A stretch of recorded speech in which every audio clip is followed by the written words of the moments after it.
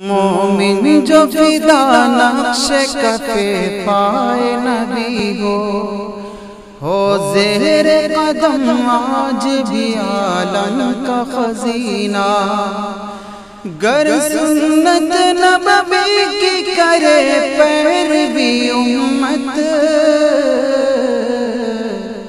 طوفان سے نکل جائے گا پھر اس کا سفینہ، طوفان سے نکل جائے گا پھر اس کا سفینہ۔ صلی علی رسولہ الکریم، اما بعد، دو چیزیں ضروری ہیں، ایک تو دین کا علم ہو اور دوسرے ذکر ہو۔ یہ دونوں چیزیں ہر ایک کے لیے ضروری ہے۔ وجہ اس کی یہ ہے کہ منزل پر پہنچنے کے لیے ایک تو راستے کا علم ضروری ہے اور دوسرے اس راستے کو طے کرنے کے لیے طاقت قوت بھی ضروری ہے۔ مثلاً ہم کو اسٹیشن جانا ہے تو اب اسٹیشن جانے کے لیے ایک تو راستہ معلوم ہو کہ راستہ کیا ہے اس کا، دوسرے اس راستے کو طے کرنا اس کی طاقت ہونا ضروری ہے۔ اگر راستے کا علم نہیں ہے تو اسٹیشن نہیں پہنچ پائے گا، یا راستے کا علم تو ہو گیا لیکن طاقت نہیں ہے تو بھی نہیں پہنچ پائے گا۔ دونوں چیزیں ضروری ہیں، ایک تو راستے کا علم ہو جائے اور دوسرے طاقت بھی ہو۔ ہم سب کا دنیا میں گویا زندگی گزارنے کا مقصد ہے اللہ تعالیٰ کی عبادت، اور اس عبادت کے ذریعے سے جنت پہ پہنچنا۔ تو اب عبادت کا طریقہ اور عبادت کا راستہ کیا ہے کہ بغیر علم کے نہیں آئے، کیونکہ اندھیرے میں کوئی آدمی راستے سے اگر ناواقف ہو اور اپنی عقل اور اپنی سمجھ سے کوئی راستہ طے کر، وہ راستہ اپنا کوئی کر لیتا ہے اور چلتا ہے، ہر وقت خطرے میں۔ اس لیے کہ عقل جو ہے اور ذہن جو ہے وہ کوئی ضروری نہیں کہ صحیح رہنمائی کرتے ہیں، تو اس بنیاد پر علم کا ہونا ضروری ہے۔ بغیر علم کے صحیح معنوں میں عبادت ہو ہی نہیں سکتی۔ عبادت کا لفظ ہم لوگ جب بولتے ہیں تو نماز ذہن میں فوراً آتی ہے۔ نماز ہی کو اگر لے لیا جائے، نماز اول سے لے کے اخیر تک، پھر نماز سے پہلے وضو ہے، غسل ہے اور یہ سب چیزیں ہیں، اگر کسی کے پاس علم نہیں ہے تو وہ نماز پڑھ ہی نہیں سکتا۔ ابھی نماز کس طرح پڑھنا ہے، اس میں کیا چیز ضروری ہے، کیا واجب ہے، کیا سنت ہے، کیا چیزیں مکروہ ہیں، کن چیزوں سے نماز خراب ہو جاتی ہے، کن چیزوں سے سجدہ سہو ہو جاتا ہے، بڑے مسائل ہیں۔ جب تک ان چیزوں کو جانے گا نہیں نماز پڑھ ہی نہیں سکتا۔ پھر نماز کے لیے وضو اور غسل کا مسئلہ ہے، تو وضو اور غسل کا طریقہ اگر نہیں معلوم ہے تو معلوم ہے کہ بے وضو ہی رہ گئے ہوں۔ ایک بات جسے موٹی تھی، غسل میں کلی کرنا ہے اور نہ کہ پانی ڈالنا ہے، ضروریات میں سے ہے۔ ایک شخص کو پتہ ہی نہیں کہ کلی کرنا نہ کہ پانی ڈالنا ضروری ہے، اور وہ کئی بالٹی اپنے جسم پر پانی بہا لے جائے، نتیجہ کیا؟ جیسے پہلے ناپاک تھا، اب بھی ناپاک رہے گا، وضو تو ہو ہی نہیں، غسل نہیں ہو رہا ہوتا۔ یا بعض لوگ ناواقفیت کی وجہ سے جو کپڑا ناپاک ہوتا ہے، انڈرویئر وغیرہ، اس کو پاک کیے بغیر اسی کو پہنے غسل کر لیتے ہیں۔ اب ظاہر وہ ناپاک کپڑا ہے، اب اس پہ نہا رہا ہے تو ساری ناپاکی تو اس پر آ رہی ہے، پاکی تو مل رہی ہے۔ تو اب پاکی ناپاکی کے مسائل اگر پتہ نہیں تو آدمی غسل بھی نہیں کر سکتا۔ یہ عبادت کا مفہوم تو بہت ہے، تو نماز کے سلسلے میں ایک بات ابھی کر دیا۔ تو جس طرح منزل پر جانے کے لیے راستے کا علم ضروری ہے، اسی طریقے سے عبادت، طاعت، اللہ کو راضی کرنا، جنت میں جانا، یہ سب چیزیں جب اس کا راستہ معلوم ہوگا، بغیر راستے کے معلوم کیے ہوئے آدمی جا ہی نہیں سکتا. ایک راستہ تو معلوم ہے ہم کو لیکن اس کی طاقت نہیں ہمارے اندر. مثال کے طور پر اسٹیشن ہی والی بات میں نے عرض کی تھی, جیب میں پیسے بھی نہیں ہے اور ہاتھ پیر میں کمزوری اور زور اتنا کہ پیدل چل نہیں پا رہے, تو نہ پیسے کی طاقت ہے نہ جسمانی طاقت ہے, تو پہنچے گا کیسے؟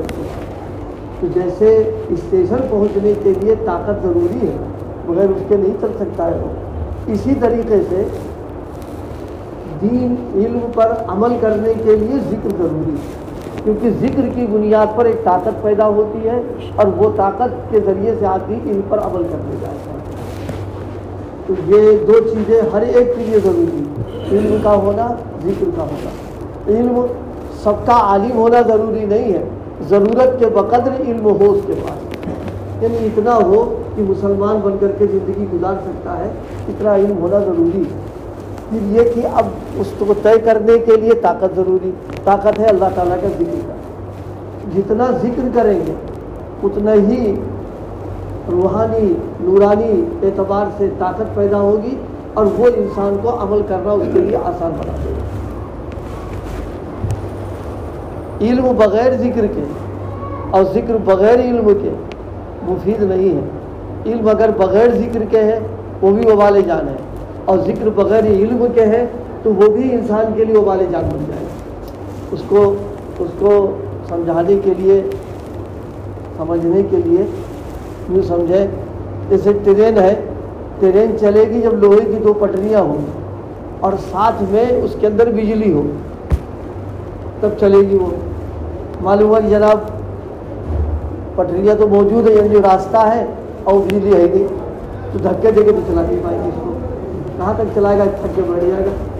اسی طرح آدمی کے پاس علم ہے لیکن باہر کی طاقت جیسے معاشرہ ہے, سماج ہے, اس بنیاد پر دباؤ میں کچھ دن کام کر عمل کرے گا اور جب وہ دباؤ ختم تو بدعملی میں گرا جائے گا انسان.